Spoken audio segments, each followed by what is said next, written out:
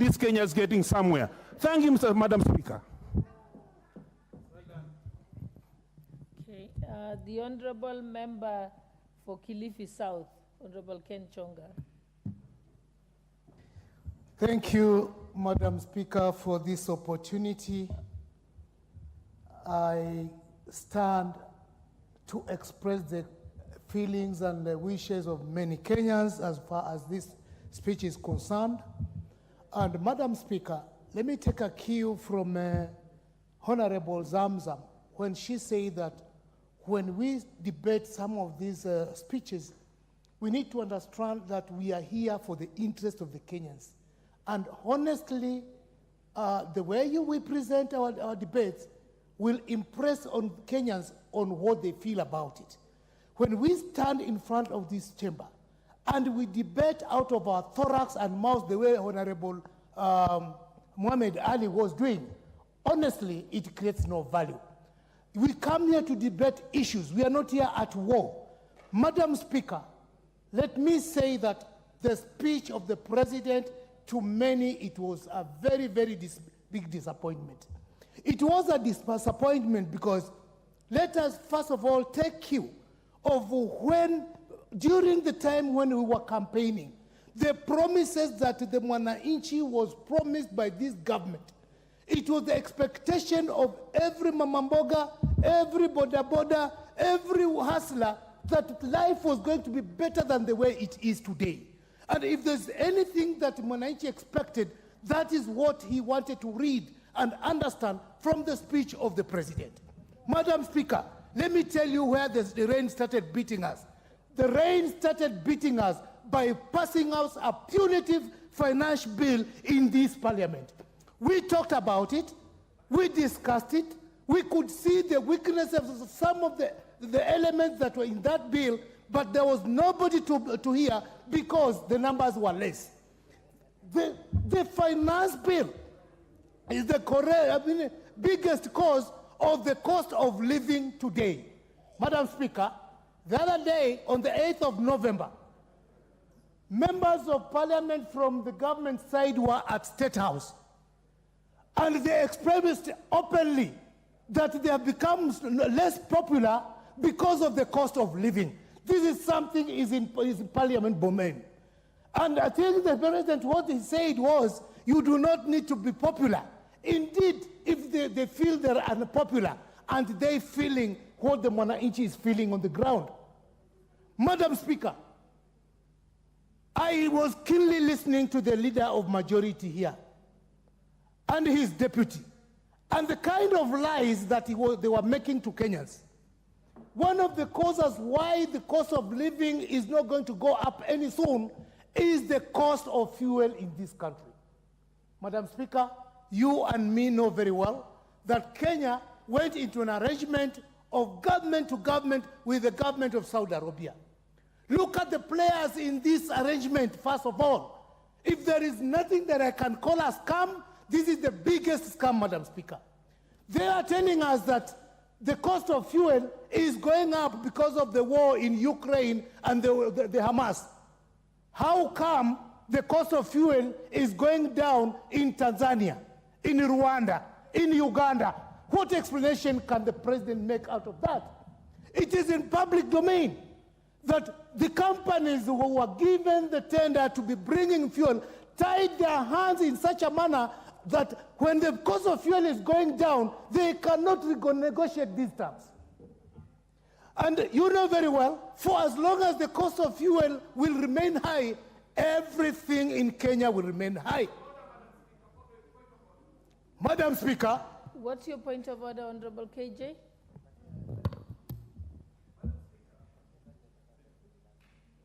Madam Speaker, as emotive and as misinformed as the Honorable Chonga might be, is it in order for him to say that we are speaking lies here or the President is speaking lies?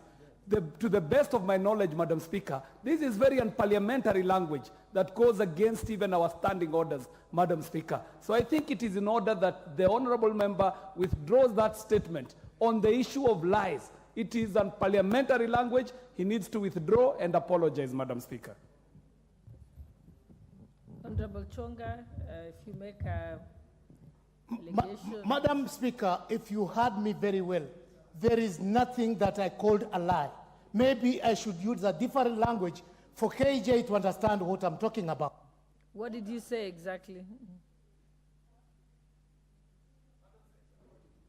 What I'm saying, Madam Speaker, is as the government or as the leader of majority has just as put it here, that the cost of fuel in Kenya is going up just because there is war between Israel and Hamas. Why couldn't he go a step further and explain to the parliament why the cost of fuel in Tanzania, Rwanda, Uganda is going down? Simple. And if you did not understand it, for the Honorable Chonga, it is not your place to decide what a member says. You say your view and let the member say their view. Thank you. I stand guided, Madam Speaker. Madam Speaker, I know my time is up, but I just want to make this submission. And if you'll allow me, because KJ has taken almost 1 minute of mine, I want us to come to the realization that the Mwananchi is actually suffering. As much as we are fixing the agriculture sector and many other sectors, we need to know how the cost of living can come down. And if we play around with this matter, I refer back to what Pastor Mackenzie said, Kitawaramba. This government is in place because of the people who put this government in place where it is. It is the same people who are complaining about how life has become so unbearable. Conclude, Honorable Member. Give you an extra minute. Thank you, Madam Speaker. So conclude. I'm concluding. Madam Speaker, with that realization that we are where we are because of the promises that we gave to the Mwananchi, be you on the opposition or on the government side, the feeling of the people on the ground is the same. Langu mimi Kiswahili nataka kusema, tusingoje kiwarambe.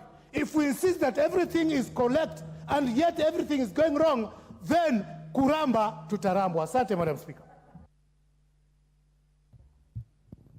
The Honorable Member for Narok West, Honorable Gabriel Tongoy. What is your point of order, Leader of Majority? Honorable Speaker, thank you, Honorable Speaker. I came running from the office. So if I pant, Honorable Speaker, it's because I came running. You know, I'm a stickler to the rules and procedures of the House. And I was listening as the Honorable Ken Chonga made his contribution and challenged on a point of order by the Honorable KJ. He asserted that he had not used the term lies. Honorable Speaker,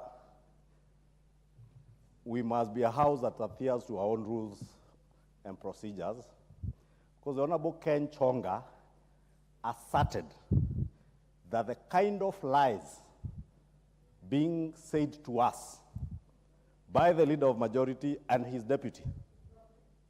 And Honorable Speaker, there is something called statement of fact. Honorable Ken Chonga has been in this House long enough to know our rules. Therefore, he cannot, on the basis of a point of order raised by Honorable KJ, assert that he did not use the term lies. He actually stated that the kind of lies being told to us, and you know, we were not speaking to Ken Chonga, we were speaking to the country, and we were not telling lies. That language is unparliamentary. We must not allow the Honorable Ken Chonga to get away with it, because we are degrading the dignity of this House by allowing members to utter careless statements without substantiating, without giving facts. Give us a statement of fact. What is it that the Leader of Majority said or his deputy said that was untrue? Honorable members do not tell lies. The Honorable Member for Kilifi North cannot be telling lies. You had He's your an honorable opportunity, member of Honorable Parliament. Chonga, let him finish prosecuting. Honorable Speaker, I want to ask Honorable Speaker if the Honorable Ken Chonga will not apologize and withdraw that term, Honorable Speaker. I would want to move, Honorable Speaker, on standing order number 107, 108, that I ask you, if the Honorable Ken Chonga does not apologize and withdraw, that you find him to be grossly disorderly, and I shall be moving to name him Honorable Speaker, because we must restore the dignity of this House, Honorable Speaker. As I contributed, I asked all of us to be patriotic enough and to be leaders. There are things you can say in funerals, there are things you can say in rallies, but you cannot say in such an honorable House, Honorable Speaker. And I know it is exciting for those who are who are politicians and not leaders to want to say things that will excite the masses, Honorable Speaker.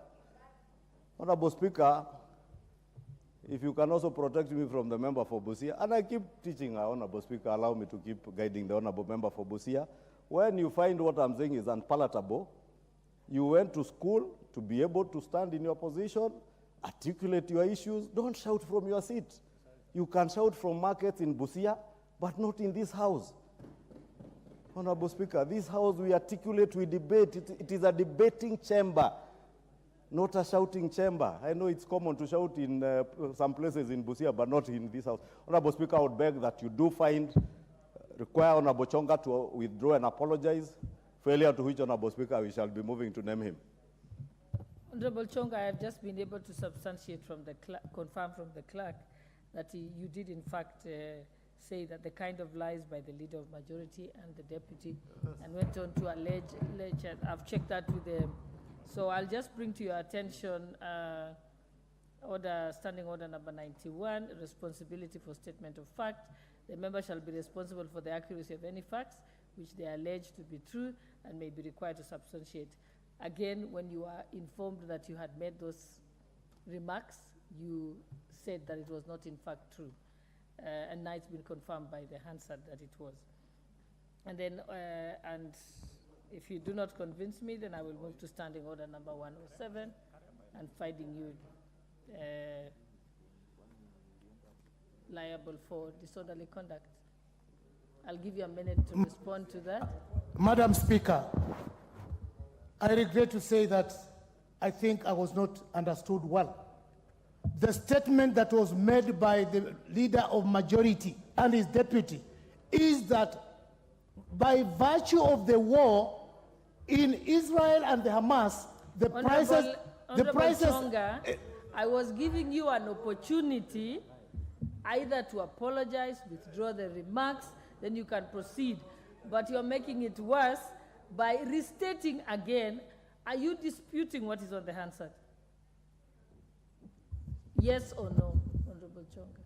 I cannot dispute what is in the hazard, okay, but I'll stand by my word. Chonga, then we will let you sit down. You can leave the House and confirm and then come back.